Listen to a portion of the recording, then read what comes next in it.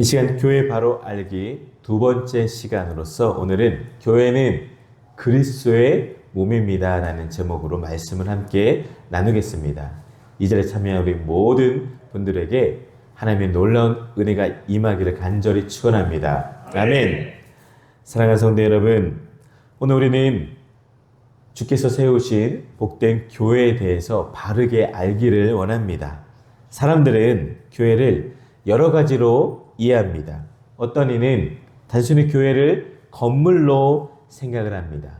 또 어떤 이는 모임 혹은 하나의 단체나 조직으로 여깁니다. 그러나 성경은 교회를 단순히 종교 단체나 건물로 보지를 않습니다. 성경은 교회를 바로 그리스도의 몸이라고 선언합니다. 우리 한번 고백하겠습니다. 교회는 그리스도의 몸입니다. 그리스도의 몸입니다. 아멘. 우리가 지난 시간 살펴보았던 것이 첫 번째 시간으로 교회는 부름받은 공동체인 것을 우리가 지난 시간에 살펴보았습니다. 예수님을 믿는 내가 곧 교회입니다.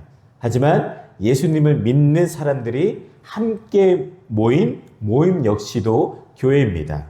교회인 각각의 사람들이 모여서 공동체로서의 교회를 이루는 것입니다. 그렇다면 한 교회 안에 있는 나와 다른 사람들은 어떠한 관계일까요?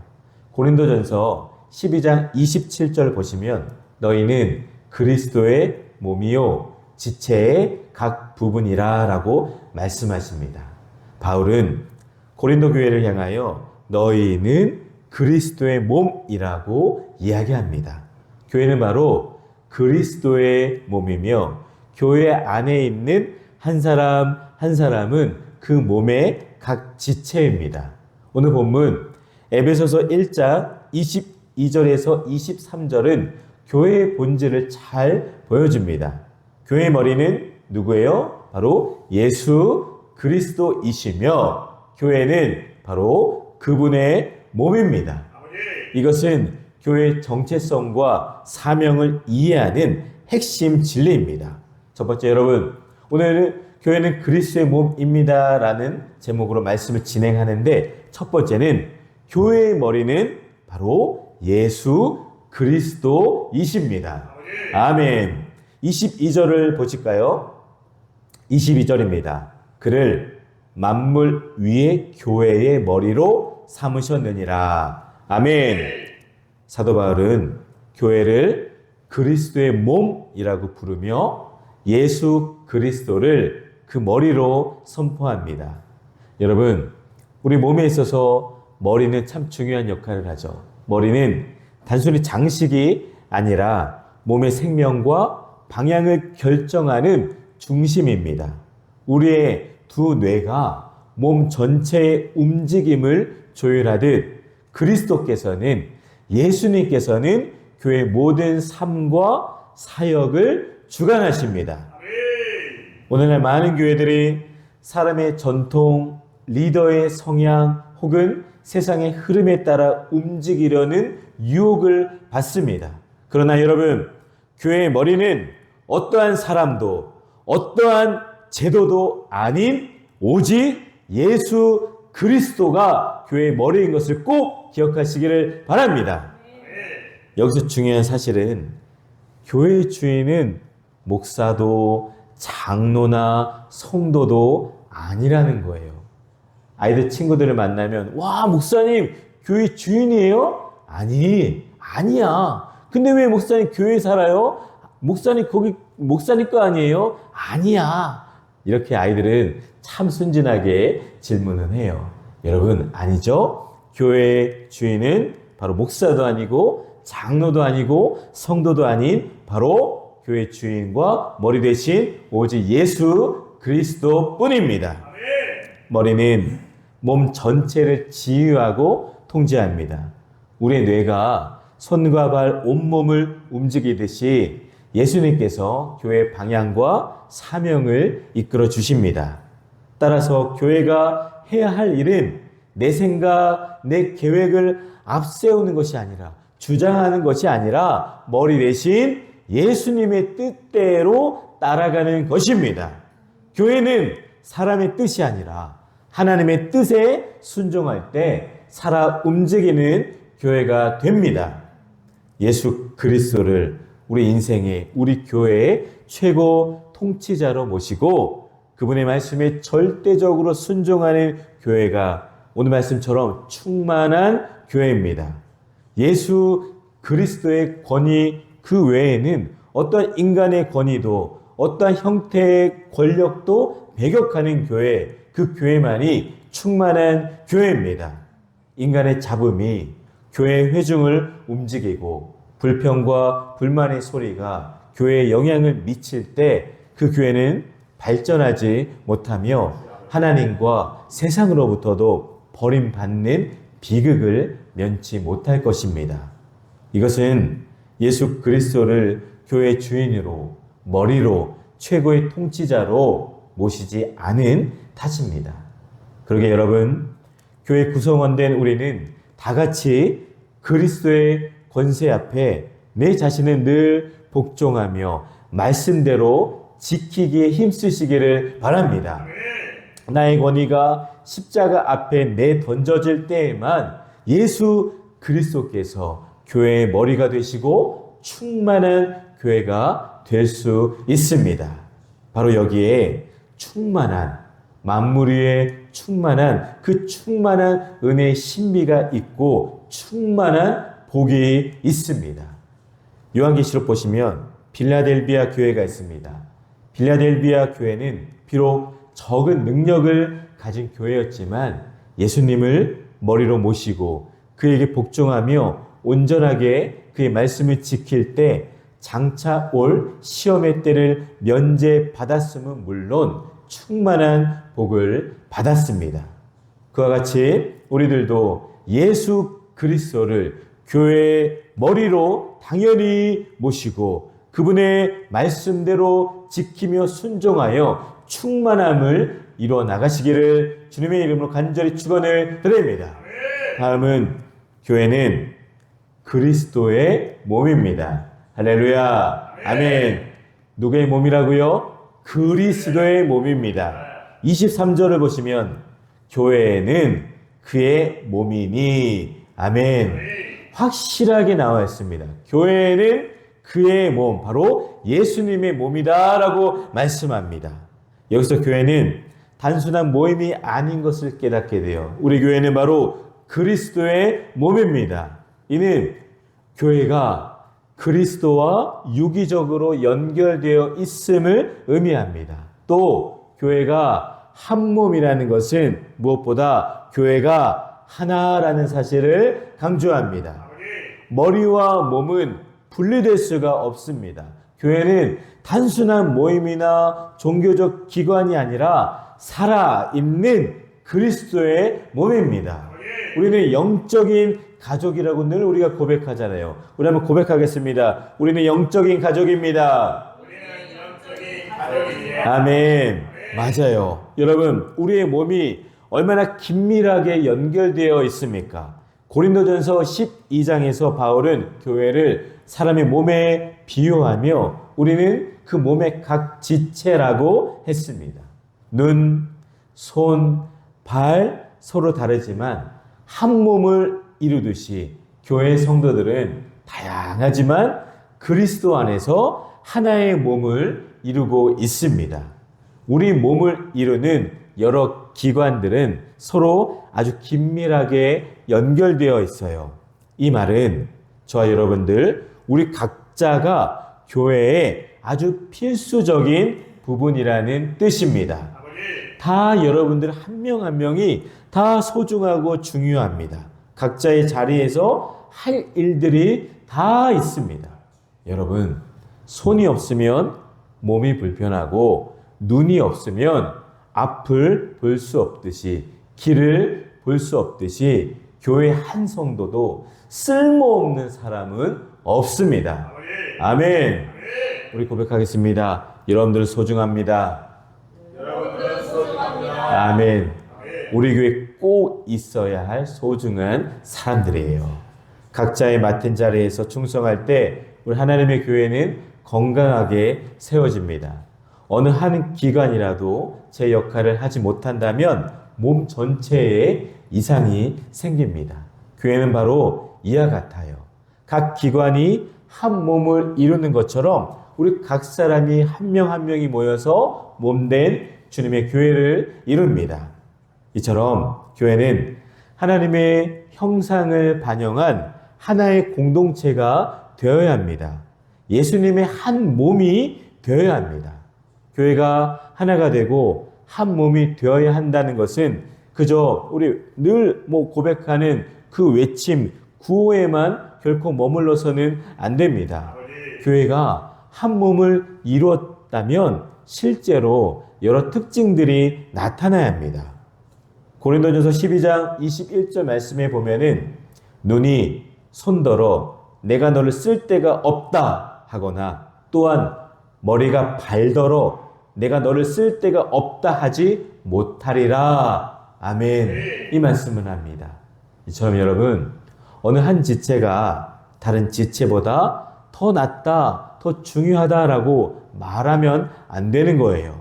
우리는 한 몸이기에 지체인 다른 사람을 결코 없인 여길 수가 없습니다.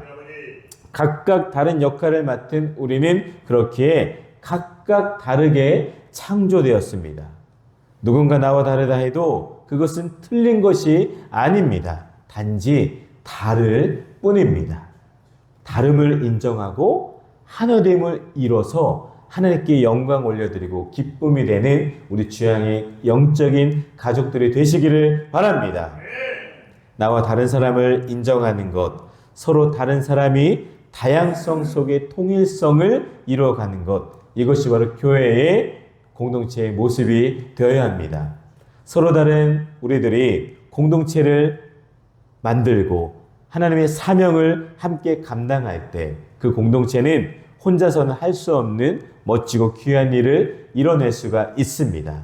교회는 바로 그리스도의 몸인 것을 꼭 기억하시기를 바랍니다. 다음으로는 교회는 그리스도의 충만함입니다. 아멘. 23절을 보실까요? 만물 안에서 만물을 충만하게 하시는 이의 충만함이니라. 아멘. 이 말을 쉬운 성경으로 보면은 모든 것을 넘치도록 채우시는 분이 계신 곳입니다. 라고 성경은 기록을 해요. 이 구절은 이해하기 쉽지 않지만 아주 중요한 의미가 있습니다. 교회는 세상의 다른 어떠한 단체와도 다릅니다. 왜냐하면 교회 안에는 바로 그리스도의 충만함이 임하기 때문입니다. 바울은 교회를 만물 안에서 만물을 충만하게 하시는 이의 충만함이라 라고 선언합니다. 이는 교회가 단순히 모자람을 채우는 존재가 아니라 그리스도의 충만을 세상 속에 드러내는 귀한 통로라는 뜻입니다. 교회가 세상 속에서 예수님의 사랑, 진리, 능력을 나타날 때 세상은 하나님의 충만하심을 맛보게 됩니다. 그러니 교회는 세상의 빛과 소금이며 예수님의 생명을 흘려보내는 통로입니다. 세상은 부족해요. 사람은 다 누구나 한계가 있습니다. 그러나 교회는 그리스도의 은혜와 사랑, 능력으로 계속 한계가 없이 계속 넘쳐 흐르는 만물 위에 만물을 충만하게 하시는 하나님이 계시는 바로 이 곳이 교회인 것을 여러분 꼭 기억하시기를 바랍니다. 교회는 예수님의 생명이 항상 흘러 넘치는 공동체입니다. 그러기에 교회는 우리가 받은 그 은혜를 예수님의 그 은혜와 사랑을 항상 나눠주고 흘려내보내는 그런 통로의 역할을 해야 합니다. 교회가 모일 때 예수님 안에서 하나님의 은혜가 충만해지고 흩어질 때 그 충만을 은혜를 세상으로 흘려 보내야 합니다.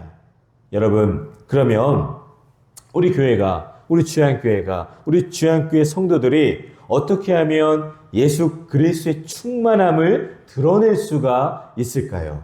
먼저는 말씀과 기도로 충만해야 합니다. 할렐루야.